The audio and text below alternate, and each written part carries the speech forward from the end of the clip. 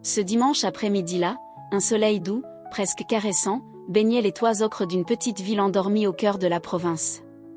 L'air était tiède, empreint d'un silence paisible, presque hypnotique.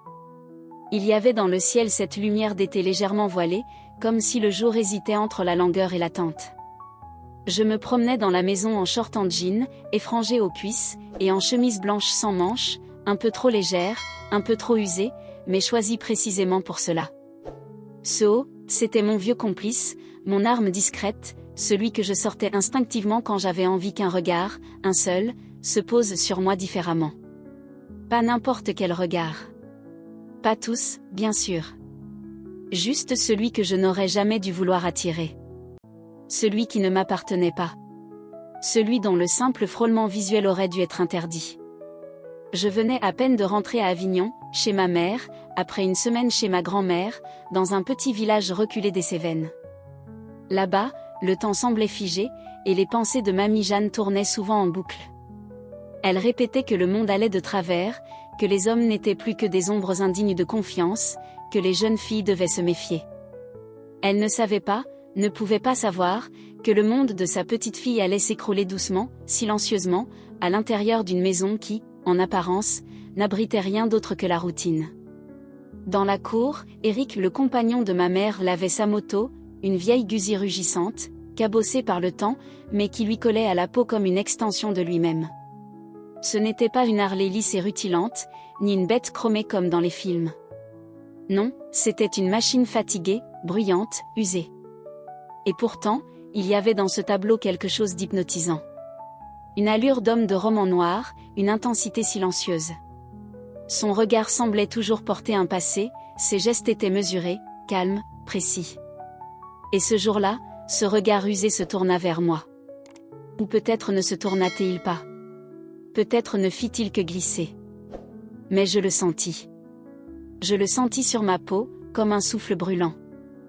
Tu es revenue encore plus insolente que quand tu es partie, lança-t-il, sans même prendre la peine de détourner la tête. Un sourire fugace, presque imperceptible, naquit au coin de ses lèvres. Ce genre de sourire qui ne dit rien mais laisse deviner tout le reste. Et vous le croyez encore ? Rétorquai-je avec un faux air d'innocence, le ton léger, comme si je jouais un rôle dont je connaissais les répliques par cœur. Je fixais mon téléphone, prétendant faire défiler l'écran sans y prêter attention. En réalité, mes yeux étaient rivés sur les gouttes d'eau qui dévalaient lentement sa chemise trempée, épousant la forme de son torse, traçant des lignes qui me troublaient plus que je ne voulais l'admettre. C'était irréel. Comme un cliché volé à une publicité de parfum, la sueur, l'eau, la lumière chaude, l'homme, le désir latent. Sauf que c'était là, devant moi, en vrai. Et moi, j'étais là aussi. Prisonnière d'un frisson étrange qui n'aurait jamais dû m'habiter. Éric n'avait rien d'un homme charmeur. Il ne faisait rien pour plaire. Mais il imposait sa présence. Sa voix grave, sa démarche assurée, sa façon de vous regarder comme s'il lisait à travers vous, tout en lui imposait le silence. Depuis des semaines, des mois peut-être, je me demandais s'il savait. S'il avait conscience de l'effet qu'il produisait. Et plus j'observais, plus je réalisais qu'il le savait parfaitement. Il le sentait, il l'utilisait, même s'il ne disait rien. Ma mère, Claire, avait pour lui une confiance absolue. Elle m'en avait aussi. J'étais la fille modèle, sérieuse, prudente, irréprochable.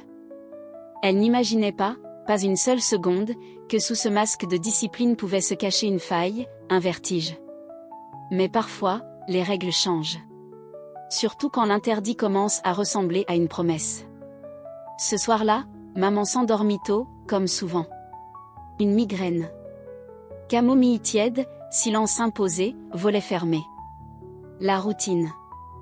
Je restais seule dans la cuisine. J'étais vêtue de mon pyjama habituel, une petite culotte noire et un vieux t-shirt trop grand, usé jusqu'à la trame, à l'effigie d'un groupe de rock. Rien de provoquant en soi. Ou peut-être que si. Un détail. Une faille. Un aveu. Je me penchai vers le frigo, à la recherche d'une bouteille d'eau fraîche, quand j'entendis la porte se refermer derrière moi. Et sa voix traversa la pénombre. Tu devrais pas traîner comme ça à cette heure-ci. Je refermai doucement la porte du frigo, un sourire en coin. À peine esquissé. Presque un défi. Et vous devriez pas entrer comme ça, avec cette voix-là. Il ne répondit pas. Il resta là, immobile, adossé à l'encadrement de la porte, les bras croisés, le regard fixé. Je sentais son regard sur moi, explorer chaque pli de mon t-shirt froissé, suivre la courbe nue de mes jambes. Le silence devint lourd. Chargé. Inévitable. Tu cherches quoi exactement ? Murmura-t-il. Je levai lentement les yeux vers lui, calmement, avec une maîtrise que je ne me connaissais pas. Mon cœur, pourtant, battait si fort que j'en avais le vertige. Peut-être juste un peu de vérité. Il s'approcha, lentement. Un pas, puis un autre. Il tendit la main et prit la bouteille que je tenais encore. Nos doigts se frôlèrent. Un courant me traversa. L'eau était glacée. Lui, brûlant. Et pendant une seconde suspendue, je perdis le souffle. « Tu as grandi trop vite, dit-il, presque dans un souffle, presque à lui-même. » Je ne répondis pas tout de suite. Je le fixai, intensément, jusqu'à ce que les mots viennent, tout bas.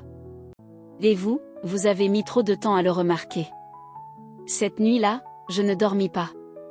Je restai allongé, les yeux ouverts, à guetter le moindre bruit, à revivre chaque geste, chaque regard, chaque silence échangé. Le lendemain matin, il évita soigneusement mon regard. Un simple « bonjour », une gorgée de café avalée à la va-vite, puis il s'éclipsa dans la cour.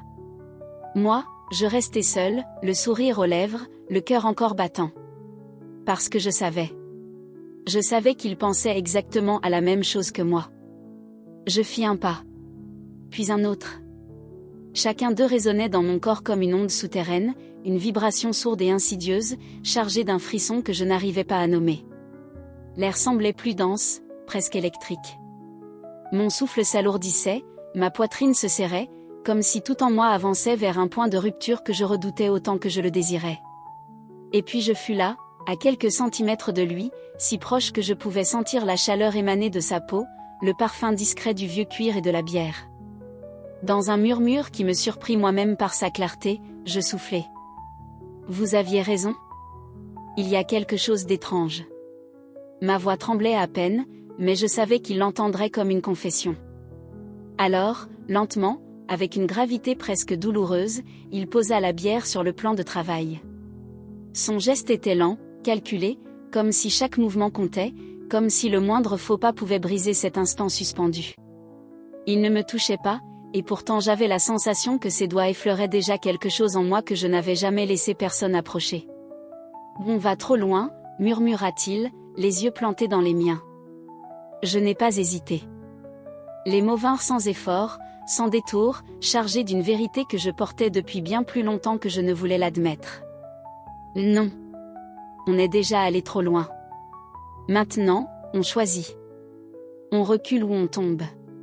Et alors, tout bascula. Mais pas comme dans les histoires où le désir s'empare soudain des corps et les consume. Non. Ce fut autre chose.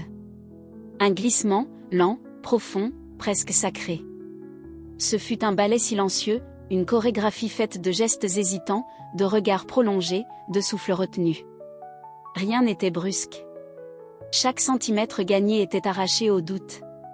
Chaque espace franchi était une décision intime, fragile, mais assumée. Il ne s'agissait pas d'un feu dévorant, mais d'une chaleur lente, insidieuse, qui montait, qui s'infiltrait, qui enveloppait. Chaque silence entre nous pesait plus que n'importe quelle parole. C'étaient des promesses muettes, des pactes sans mots, des aveux qui n'avaient besoin d'aucun langage. Cette nuit-là, je ne dormis pas. Pas une seconde. Mes yeux restèrent ouverts dans le noir, fixés au plafond, à écouter les battements de mon cœur se heurter à mes pensées. La nuit suivante fut identique. Et celle d'après encore. Le sommeil avait fui mon corps, laissant place à quelque chose d'indescriptible, un mélange de vertige, de peur et de douceur. Quand maman revint, tout semblait intact. Les draps bien tirés, les regards ordinaires, les gestes automatiques. La maison n'avait pas changé. Mais moi, je n'étais plus la même. Quelque chose s'était déplacé en moi. Une faille, un feu, un secret. Il suffisait d'un mot, d'un geste mal placé, pour que tout s'effondre. Mais nous avions appris, lui et moi, à marcher sur la ligne. À garder le silence. Un silence épais, pesant, mais aussi rassurant. Ce silence était devenu notre refuge, notre pacte. Il n'y eut ni serment, ni promesse, ni rendez-vous dans l'ombre. Rien d'aussi romanesque. Juste une vérité invisible, suspendue entre nous, qui battait comme un cœur caché, chaque fois que nos regards se croisaient furtivement dans un couloir ou à travers une porte entr'ouverte. Et moi, je vivais dans cette attente. L'attente d'un frisson, d'un souffle, d'un signe. Quelque chose qui me prouverait que tout cela n'avait pas été qu'un rêve, qu'un vertige inventé. Mais au fond de moi, je savais. Chaque choix que l'on fait a un prix. Chaque pas vers le feu laisse une trace. Et certaines brûlures, même silencieuses, ne laissent jamais la peau intacte.